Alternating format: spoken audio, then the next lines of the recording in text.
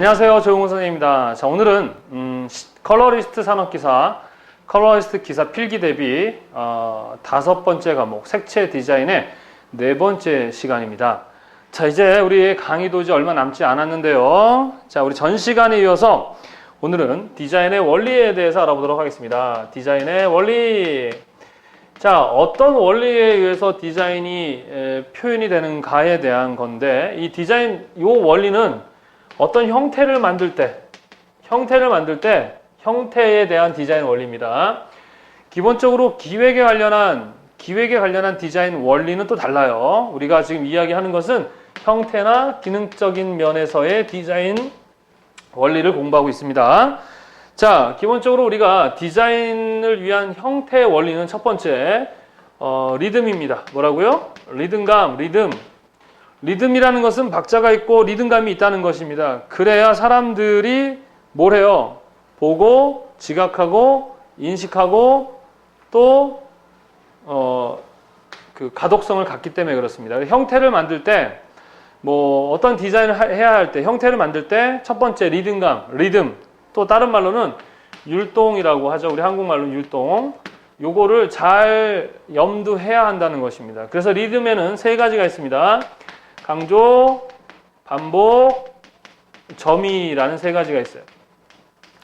자, 강조라는 거는 말 그대로 강조를 주는 거예요. 강조. 이렇게 가다가 뭐 이런 식으로 강조를 주는 것을 우리는 강조라고 하고, 반복이라는 것은 강약, 중강약, 강약, 중강약 같은 거고, 점유는 급격하게 줄어드는 그라데이션 같은 형태들을 우리는 리듬이라고 얘기를 합니다. 그래서 첫 번째 형태에 관련한 디자인 원리 첫 번째 리듬, 율동감 잘 기억해 두시기 바랍니다.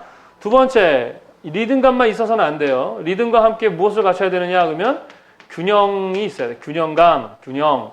자, 균형은 2가지가 또 있습니다. 첫 번째는 대칭이라는 게 있고 하나는 비대칭이라는 게 있어요. 예를 한번 들어볼까요? 자, 포스터 같은 거를 만들게 이제 디자인을 합니다. 이렇게. 그러면 어떠한 조형적 요소들 이쪽에다만 치우쳐 놓게 되면 여기랑 여기가 균형감이 안 맞는 거예요. 사실 균형은 상당하게 미와 상관이 있어요. 얼굴이 잘생겼다, 못생겼다라는 것은 요 미거든요. 균형감입니다. 그래서 우리 살짝 째고 약간 이렇게 위치 옮기면 미인이 되고 미남이 되잖아요. 그죠? 성형외과에서. 자, 그 균형이거든요. 그래서 요거와 같은 크기가 아닌 어떤 마크나 로고를 살짝 놔둬도 얘네 둘이가 시각적으로는 균형이 있지 않지만 심리적으로는 균형감이 느껴지는 게 바로 이게 비대칭이에요. 비대칭. 그리고 마찬가지로 여기다가 이만큼의 조형적 요소를 놓으면 반대편에도 그만큼의 조형적 요소를 놓아줘서 균형감을 느끼게 해주는 거를 우리는 뭐라고 한다? 대칭이라고 얘기를 합니다. 그래서 균형이라는 것은 대칭과 비대칭이 있다. 또 하나 있다 그러면 비례라는 게 있습니다. 비례. 자, 비례라는 것은 뭐뭐에 비례해서 같이 함께 이렇게 늘어나는 거겠죠. 비례만큼 같이 균형감을 갖고서는 늘어나는 것인데, 자, 특히 이제 여러분들이 기억해야 될 게 뭐냐 그러면 황금률비, 뭐라고요? 황금률비라는 게 있습니다. 이거 1대 1.618인데, 그러니까 우리가요 사진 같은 경우도 보면 사진에 보면 사람을 가운데다 놓고 찍으면 사실은 가운데 놓고 찍으면 딱 정중앙에 있으니까 안정감이 느껴져야 되는데 그렇지가 않아요. 약간 오른쪽이나 왼쪽으로 치우친 상태로 찍는 것이 훨씬 더 안정감도 느껴지고 균형감도 느껴집니다. 그래서 실제 1대1이 아닌 1대 1.618 정도의 느낌이 우리가 가장 안정감을 느낀다. 그래서 황금률비를 1대 1.618로 지금 지정하고 있는데 어떤 다큐멘터리를 봤는데 그 1대 1.618이라는 그게 황금률비라는 근거를 찾아서 이렇게 알아봤더니 황금률비 자체가 없는 거예요. 네, 이런 비율이 황금률비라는 근거가 없다. 그래서 어떤 학자들은 이 황금률비 자체는 없다라고 얘기를 합니다. 그러나 그냥 황금률비라는 말만으로도 우리는 벌써 뭔가 이렇게 균형감이 있고 아름답다는 느낌을 받습니다. 그리고 약간의 그 비율이 좀 작더라도 그건 맞는 것 같아요. 중앙에 있는 것이 안정감이 아니라 약간 치우쳐 있는 거. 그리고 2가 되면 마찬가지 1.1대 618만큼 늘어나겠죠. 그죠? 요거 황금률비 잘 기억해 두시기 바랍니다. 자, 그리고 이 모듈러라는 화가가 만든 모듈이라는 그런 비례도 있어요. 사람의 인체를 이용해서, 자, 모듈, 뭐라고요? 모듈러라고 하기도 하고 모듈이라고 합니다. 그래서 인간의 인체, 우리 한국 사람은 아니고요. 영국 사람입니다.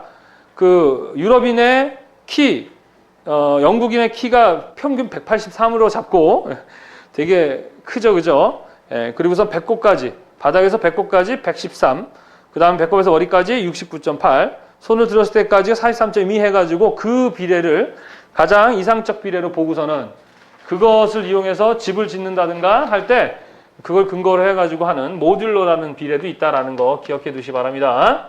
이것과 함께 알아야 될 게 뭐냐 그러면 이제 여러 가지 그 비례에 관련한 그 있는데 첫 번째 루트비, 정수비, 상가수열비, 파보나치 수열, 등차수열비, 등비수열비, 근강비례 이런 것들이 있거든요.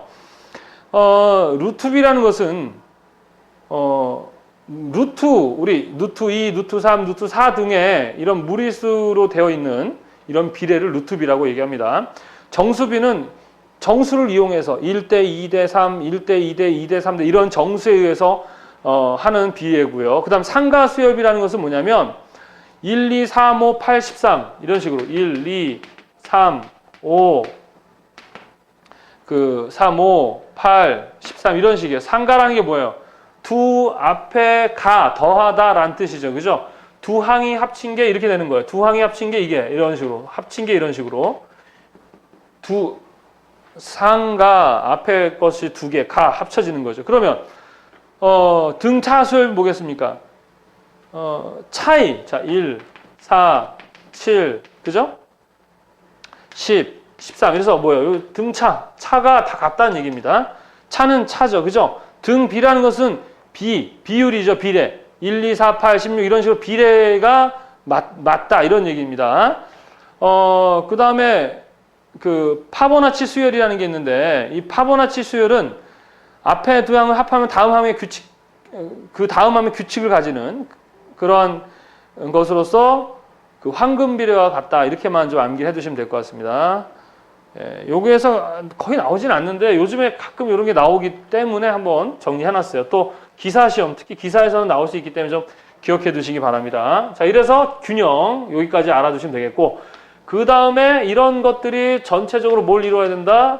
조화를 이루어야 된다. 조화를 이루어야 된다. 우리가 디자인의 목적은 사실은 균형과 조화에 있다. 정답을 찾는 게 아니고요. 균형과 조화를 이루는 데 목적이 있습니다. 알겠습니까? 자, 조화에는 유사조화가 있고 그 다음 뭐가 있습니까? 대비조화 두 가지가 있어요. 유사한 것끼리 유사한 것끼리 조화를 이룬다라는 것이고 대비라는 것은 분명히 그 뭐죠? 이제 학교에서도 이제 보면 이렇게 커플들이 있잖아요. 그죠? 근데 하나는 잘생겼고 하나는 되게 못생겼는데 되게 잘 어울려.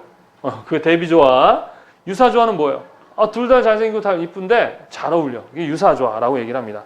자, 그 다음에 이 전체적인 것들이 하나의 통일성을 이루면서 거기에 맞춰서 변화를 주는 이런 것들. 그래서 기본적으로 디자인 원리 그러면 리듬, 균형, 조화, 통일과 변화 이렇게 5가지가 있다라는 것을 기억해 두시기 바랍니다. 이게 디자인의 원리야. 이 디자인의 원리란 어떤 형태를 디자인할 때, 형태를 만들 때 이런 원리를 갖는다라는 거 잘 기억해 두세요.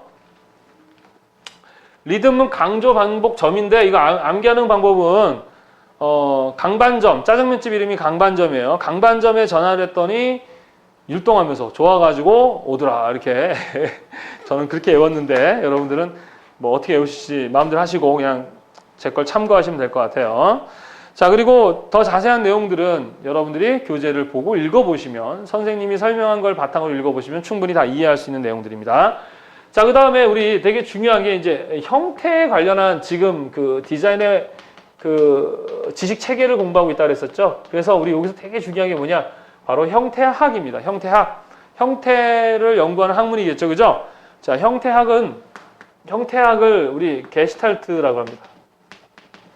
게슈탈트의 시지각의 원리. 자, 이건 시험에 반드시 나옵니다. 왜 그럴까요? 이 게슈탈트라는 말이 독일 말로 형태라는 뜻이거든요. 게슈탈트 그 베르트 하이머라는 사람이 이제 중심이 되고요. 베르트 하이머. 이제 무슨 얘기냐면은 어떤 형태를 우리가 볼 때 직관적으로 그냥 보는 그대로 느끼는 것이 아니라 우리가 심리에서 배웠던 것처럼 형태를 보는 것 또한 우리가 어떤 경험했던 걸 바탕으로 인식하더라. 그러니까 베르트하이머가 이제 약간 겨울에 이제 그 기차를 타고 여행을 하는데 안에는 덥고 밖에는 추우니까 이제 유리창에 서리가 끼겠죠, 그죠? 그래서 바깥 배경을 봤는데 서리 때문에 잘 보이지 않지만 바깥에 있는 형태나 이런 것들이 지각이 되더라 이거예요. 아, 그게 무엇이구나라는 걸 알더라는 거죠. 뭐지? 거기서부터 시작된 게 바로 이 게슈탈트 시지각의 원리고, 이것은 이제 기본적으로 우리 정신과 치료에 많이 사용하는 그러한 자료인데, 우리 디자인에서는 기본적으로 이 시지각의 원리라는 부분을 이야기를 하는데요. 시지각의 원리가 뭐냐면은 기본적으로 우리 인간이 보는 그 지각할 때 어떤 뭔가를 볼 때 기본적으로 우리가 어떠한 똑같은 사람들마다 똑같은 그런 반응들이 있더라 이겁니다. 그래서 그 반응이 무엇이냐 했더니 첫 번째가 근접의 원리더라. 뭐라고요? 근접의 원리더라. 자, 이 무슨 얘기냐면요. 우리 인간은 되게 간결한 걸 좋아한다. 그러니까 그냥 대충 복잡한 거 싫어하는 거예요. 그래서 간결하게 그냥 근접해 있는 것들 하나의 형태로 지각하더라. 그러니까 형태는 아닌데 근접한 것들 하나의 형태로 지각하더라.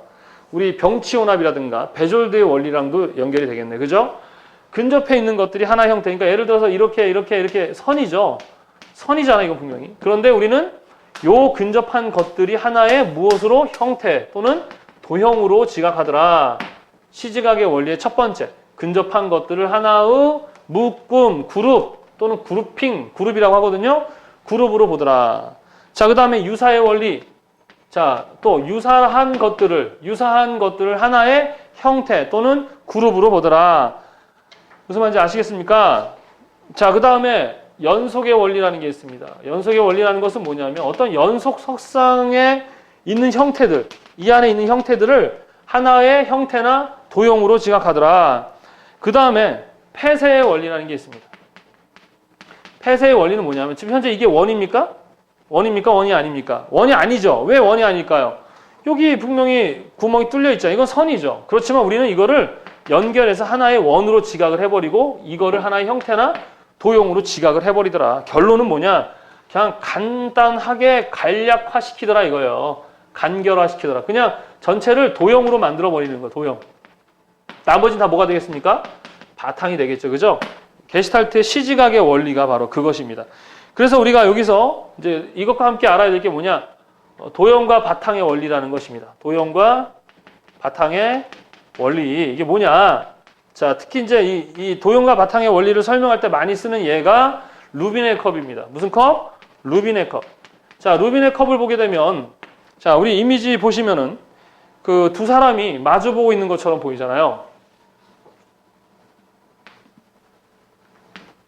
그래서 어떤 사람은 둘이 마주보고 있는 거로 인식을 하게 되면 얘네가 도형이 되는 것이고, 또 어떤 사람들은 이걸 컵으로 보는 사람도 있을 거예요. 그죠? 그러면 컵이 도형이 되고 나머지는 바탕이 되는 것입니다. 그래서 이 시지각의 원리와 함께 이 근접, 유사, 연속, 폐쇄가 도형이 되고 나머지는 사람들은 뭐로 지각하더라? 바탕으로 지각을 해버리더라.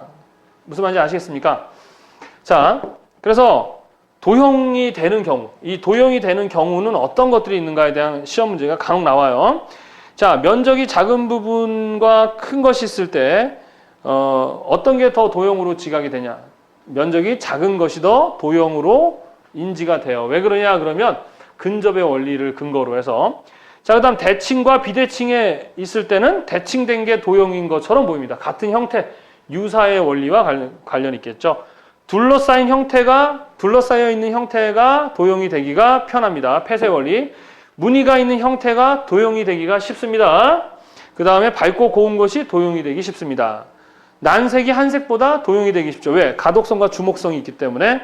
외곽선이 있는 형태가 도형이 되기 쉽다고 했었죠. 그죠? 네. 가까운 것이 멀리 있는 형태보다 도형이 되기 쉽고요. 수직과 수평의 형태가 도형이 되기 쉽고요. 위에서 아래보다는 아래에서 위로 올라가는 형태가 도형이 되기가 쉽다라고 교재에 정리가 되어 있습니다.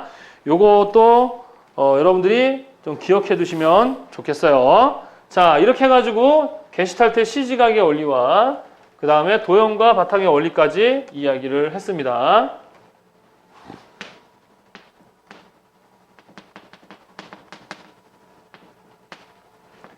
루빈의 컵 잘 기억해 두세요. 자, 그 다음에 이제 우리가 또 나오는 게 뭐냐? 착시입니다. 착시. 뭐라고요? 착시, 시각적 착각이라고 되어 있죠. 그죠? 이 착시는 되게 중요합니다. 디자인할 때.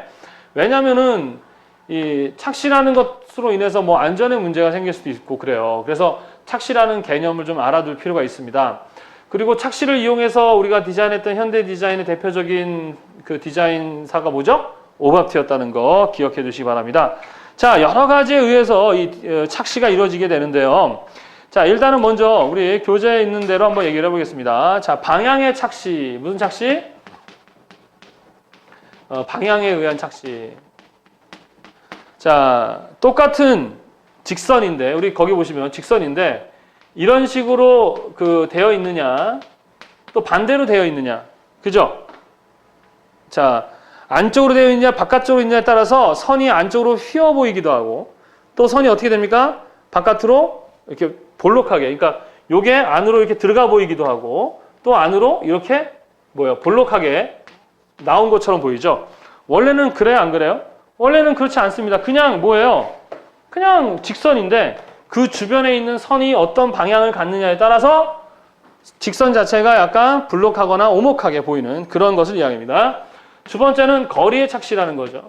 거리의 착시라는 것은 둘 다 분명히 네모, 크고 작은 건데 얘가 좀 더 앞에 나와 있어 보이고 얘가 어떻게 해요?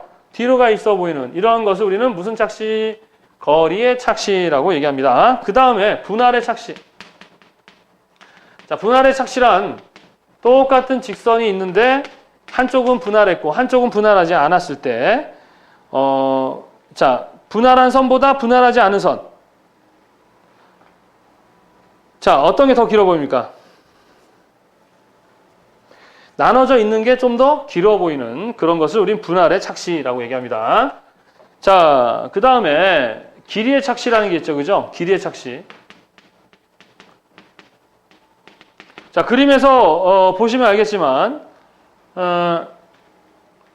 이렇게 있거나 또는 똑같은데 바깥으로 돼 있거나 했을 때 어떤 게 더 길어 보이냐 이거죠. 이 바깥으로 되어 있는 게 더 길어 보인다는 거예요. 이 안쪽으로 이렇게 되어 있는 것보다는 바깥으로 되어 있는 애가 더 똑같은 길이지만 옆에 우리 방향의 착시랑도 거의 비슷한 거예요. 이거 길이의 착시와 방향의 착시는 비슷한 거예요. 주변에 있는 것에 의해서 길어 보이거나 짧아 보이는 것을 이야기합니다. 자, 그 다음 크기의 각도의 착시. 자, 각도의 착시란 그 안에 똑같은 각도를 갖는데 그 옆에가 넓게 있느냐 좁게 있느냐에 따라서 그 안에 있는 각이 어떻게 더 넓어 보이거나 좁아 보이는 거죠. 어떻게 해요? 좁은 쪽이 더 넓어 보이게 되겠죠. 그죠? 자, 크기의 착시라는 것도 마찬가지. 또 크기의 착시. 똑같은 원이 있는데 그 주변에 있는 애가 크냐 그 주변 애가 작냐에 따라서 어떤 거, 작은 것이 더 커 보이는 착시. 그것을 크기의 착시라고 얘기합니다. 오, 되게 많죠. 그죠? 자, 그 다음에 상반거리의 착시라는 게 있습니다. 상반거리의 과대시. 상반거리의 과대시. 착시. 이거는 위방향 과대시라고 그래요. 그래서 똑같은 원이 있으면 어떻게 돼요? 똑같은 원이 있게 되면 자, 똑같은 원이 있게 되면 위에가 더 커 보입니다. 그래서 위에 걸 좀 작게 해버리는 거죠. 그래서 3자라든가 우리가 8자를 쓸 때 위에를 작게 그리는 이유가 바로 위에 게 더 커 보이기 때문에 똑같은 크기라면 커 보이기 때문에 작게 해서 균형감을 주기 위한 그런 착시입니다. 자, 그 다음에 수직 수평의 착시. 자, 수직과 수평이 있을 때 어떤 게 수직이 더 길어 보이는 거죠. 이것을 우리는 수직 수평의 착시라고 합니다. 그 다음에 반전 실체의 착시라는 게 있는데 이거는 뭐예요? 서로 반전해도 똑같은 모양이라는 얘기죠. 우리 그 루빈의 컵도 마찬가지예요. 지금 교재에 있는 나와 있는 모양도 이로 봐도 저리 봐도 똑같은 반전을 해도 같은 형태를 갖는다. 그걸 우리는 반전 실체의 착시 또는 반전 도형의 착시라고 해요. 그래서 착시의 종류는 이렇게 총 9가지 잘 기억을 해 두셔야 되겠습니다. 그래서 방향의 착시, 거리의 착시, 분할의 착시, 길이의 착시, 각도의 착시, 크기의 착시, 상반거리 과대시, 수직 수평의 착시, 반전 실체의 착시 이렇게 있다는 걸 기억해 두시기 바랍니다. 자, 그래서 착시에 대한 이야기까지 했습니다. 자, 그 다음에 디자인의 조건입니다. 자, 우리 디자인의 조건. 디자인이라는 것이 그냥 무조건 뭐 아름답기만 하면 디자인이냐, 그게 아닙니다. 디자인은 기본적으로 첫 번째 한목적성. 자, 이거는 합심경독질 이렇게 외우라고 합니다. 합심해서 경독하면 즐겁다 뭐 이런 식으로 외우라고 하는데 자꾸 짜증나죠, 그죠? 합심경독질.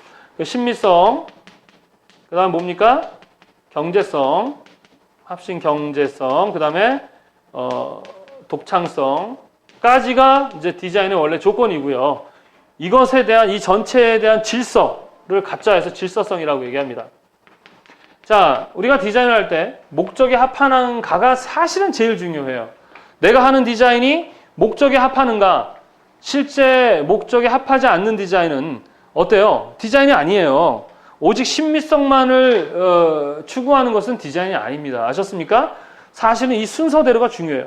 한목적성이 제일 중요하고, 그 다음 신미성이 중요하고, 경제성이 중요하고, 그 다음 독창성이 중요한 거예요. 독창성이 제일 나중이에요.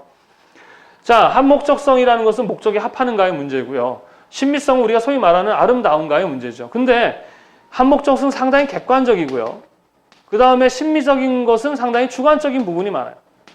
자, 그 다음 경제성이라는 게 뭐예요? 말 그대로 이익이 나야 돼요. 수익이 나는 것이죠. 많이 투자했는데 많이 벌면 그것도 경제적인 거예요. 아셨죠? 무조건 줄였는데 손해를 봤다. 그건 경제적이지 않아요. 경제성이라는 것은 수익이 나면 경제성이에요. 아셨죠? 네. 그래서 얘도 상당히 객관적이고요. 그 다음에 독창성이라는 것은 상당히 주관적인 부분이 많아요. 근데 독창성은 창이야. 창이라는 것은 무에서 유를 만드는 게 아니라 했었습니다. 그래서 여기는 융합, 모티브, 모방 이런 것들까지 다 독창성에 포함이 되죠. 그래서 보세요. 객관과 주관적인 부분들이 같이 어우러져서 어떻게 질서성을 갖는 거예요. 너무 주관적인, 이제 감성적이어도 문제고 너무 논리적이고 이성적인 객관적이어도 문제가 되는 것이죠. 이것들을 어떻게 질서를 갖느냐가 바로 질서성입니다. 그 외에 요즘에 이제 그 디자인 조건에 아주 많이 나오는 게 이제 지역성이죠.